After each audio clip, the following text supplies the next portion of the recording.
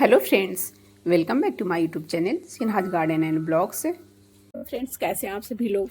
I hope कि आप सभी लोग ठीक ही होंगे। तो अभी ये जनवरी का महीना है और जनवरी का ये आज है 22 तारीख और अभी ठंड काफ़ी है, लेकिन अब ठंड थोड़ी कम भी हुई है। तो ऐसे में अडेनियम प्लांट की केयर कैसे करें और अडेनियम आपके हैं कैसे, इन सभी टॉपिक पर आज हम बात करने जा रहे हैं। तो ये देखिए, मेरे अडेनियम प्लांट्स हैं इधर, और पहले और फैला हुआ था, मतलब और दूरी दूरी पे रखा हुआ था। तो ठंड के कारण मैंने सभी को एकदम पास पास कर दिया है, क्योंकि अडेनियम में कुछ प्रॉब्लम स्टार्ट हो गई है, क्योंकि इधर ठंडी बहुत ही अधिक हुई थी और ऐसे खुले में भी मेरा अडेनियम रहता था, तो कोई भी तरह की प्रॉब्लम पिछले साल तो नहीं हुई थी, लेकिन इस बार हुई, क्योंकि इस बार ठंड ज़्यादा हुई।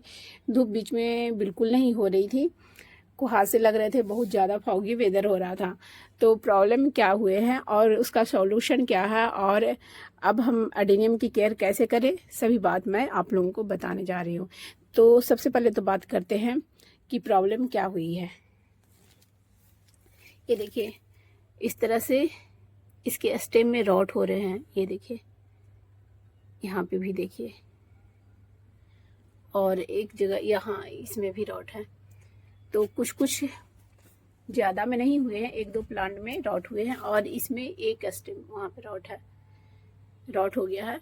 लेकिन मैं उसको अभी कट नहीं की हूँ, कट अभी नहीं की हूँ, लेकिन उसका सॉल्यूशन यही है कि अब हम, जैसे कि अब ये जनवरी लास्ट है, फरवरी 12 के बाद या 15 फरवरी के बाद हम अडेनियम की रिपोर्टिंग कर सकते हैं।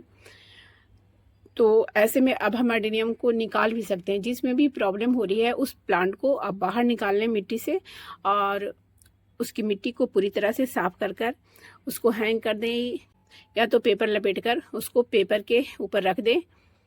और जैसे कि हैंग करना है, तो जब भी अडेनियम प्लांट को निकालें तो उसकी मिट्टी पूरी तरह से पहले साफ कर लेनी पड़ेगी आपको। रूट्स में मिट्टी बिल्कुल नहीं रहनी चाहिए।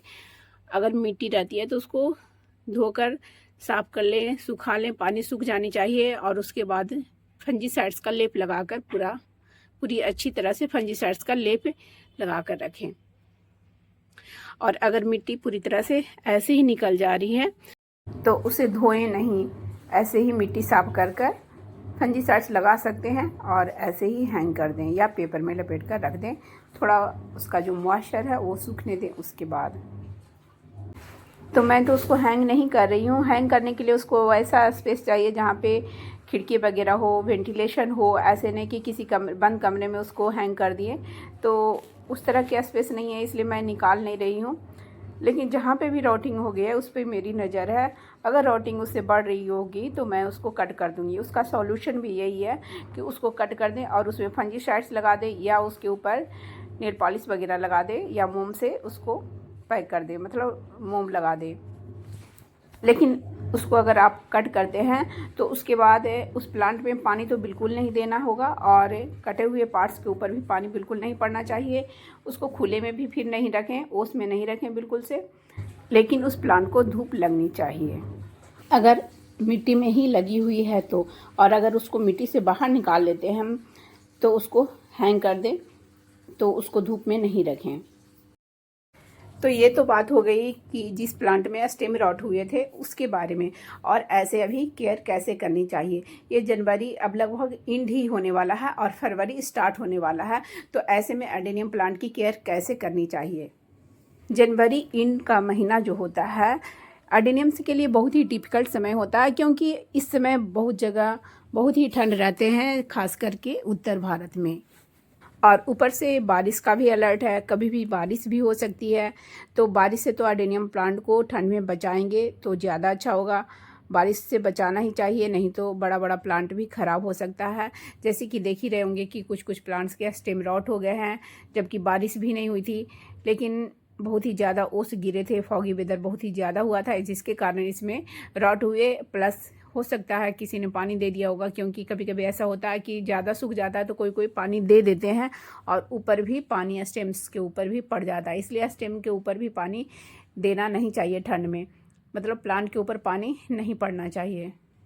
तो वैसे तो मैं 15 दिन से पानी नहीं दे रही हूँ, बिल्कुल सूखा हुआ है। तो पानी ठंड में बहुत ही कम दें, कभी कभी दें। बहुत ज़्यादा आपको लगे कि सूखा हुआ है और धूप हो रही हो तो दे। अगर फॉगी वेदर बिल्कुल हो रहा हो तो नहीं दे। अब तो खैर फॉगी वेदर धीरे धीरे ख़त्म ही हो रहा है, धूप भी होने लग गई है, लेकिन अभी कहीं कहीं बारिश भी हो रही है और कहीं कहीं होने की संभावना है। तो बारिश से संभव हो तो बचाएं।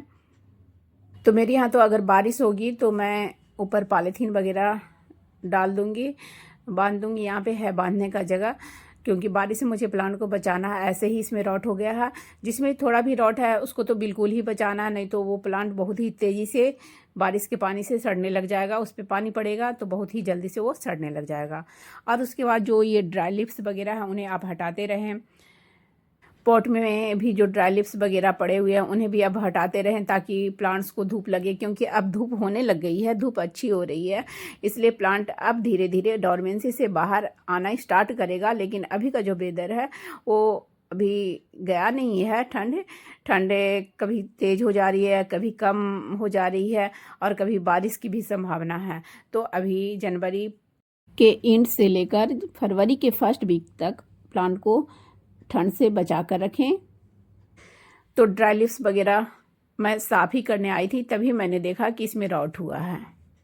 तो मैं इनका सफाई ही कर रही हूँ। सभी जो पीले लिप्स हो गए हैं उन्हें गिरा रही हूँ और उसके बाद इन सभी को साफ़ कर रही हूँ। झाड़ू कर सारी पत्तियों को हटा देती हूँ। और अभी प्लांट में कोई भी फर्टिलाइज़र वगैरह नहीं दें। रिपोर्टिंग या और प्रूनिंग का जो भी काम है आप 15 फरवरी के बाद से करें तो बहुत ही अच्छा रहेगा। और अगर आपके यहाँ का वेदर सही है, धूप अच्छी खिल रही है, यानी कि टेम्परेचर अगर आपके यहाँ 30 के आसपास हो रही है और न्यूनतम कम से कम 15 के आसपास है, मतलब 15 से नीचे ना हो, तो फिर रिपोर्टिंग और प्रूनिंग का काम आप स्टार्ट कर सकते हैं। लेकिन मेरे यहाँ तो अभी वैसा टेम्परेचर नहीं आया है।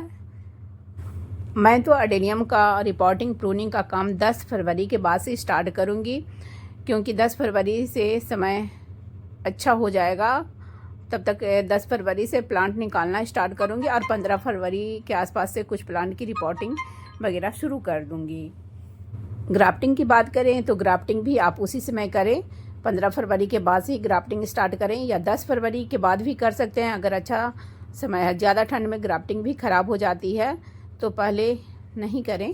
ज़्यादा ठंड में एडेनियम को निकाल कर लोग हैंग कर देते हैं। तो हैंग करने के कुछ फ़ायदे हैं। फ़ायदा ये होता है कि जब उसकी रिपोर्टिंग होती है तब फिर उसमें ग्रोथ उसकी तेज़ी से होती है, जिसके कारण उसका क्यूडेक्स का साइज जो है बहुत जल्दी ही बढ़ने लगता है और फ्लावरिंग भी उनमें बहुत ही अच्छी होती है। तो आप चाहे तो अभी से प्लांट को निकालना स्टार्ट कर दें और हैंग कर लें, या पेपर वगैरह बिछाकर कुछ दिन के लिए रख सकते हैं। और कुछ ये ज़रूरी काम है जो अभी से करना स्टार्ट कर दें। एडेनियम्स की रिपोर्टिंग के लिए जो मटेरियल चाहिए, जैसे कि सैंड है, कोयले की राख है, जला हुआ थोड़ा कोयला, rice husk, vermi compost, fungicides, ईंट के टुकड़े, इन सभी को अभी से इकट्ठा करना शुरू कर दें, क्योंकि उसमें फिर आपको देर होगा। अब ज़्यादा टाइम नहीं बचे हैं, तो तैयारी अभी से शुरू कर सकते हैं। और एक और ज़रूरी, अगर आपको ग्राफ्टिंग करनी है तो उस प्लांट को बाहर नहीं निकालें, और जिस प्लांट से ग्राफ्टिंग करनी है, जिसके स्टेम्स आपको लेने हैं, उस प्लांट को भी आप बाहर नहीं निकालें। उन सबको फिर बाद में आप रिपोर्टिंग करेंगे। पहले ग्राफ्टिंग कर लें, उसके स्टेम्स ले लें, तो फिर बाद में जब ग्राफ्टिंग सक्सेस हो जाती है उसके बाद उसकी रिपोर्टिंग की जाती है 1 महीने के बाद लगभग। तो फ्रेंड्स, इस तरह से आप एडेनियम प्लांट की केयर करें और एडेनियम प्लांट में कौन कौन से काम अभी करने हैं वो सब करें। उसके लिए क्या तैयारी करनी है वो करें। बहुत सारी इन्फॉर्मेशन मैं इस वीडियो के माध्यम से आप लोगों को दी हूँ। तो फ्रेंड्स, मेरी वीडियो अगर अच्छी लगी हो तो प्लीज़ मेरी वीडियो को लाइक करें, शेयर करें एंड कमेंट्स करें। और मेरे चैनल में जो पहली बार आए हो तो प्लीज़ मेरे चैनल को पहले सब्सक्राइब कर लें, बेल आइकन्स को भी प्रेस कर दें, ताकि जब भी मैं अपनी न्यू वीडियो डालूँ तो उसकी नोटिफिकेशन आपको समय से मिल जाए। Bye bye friends, thanks for watching.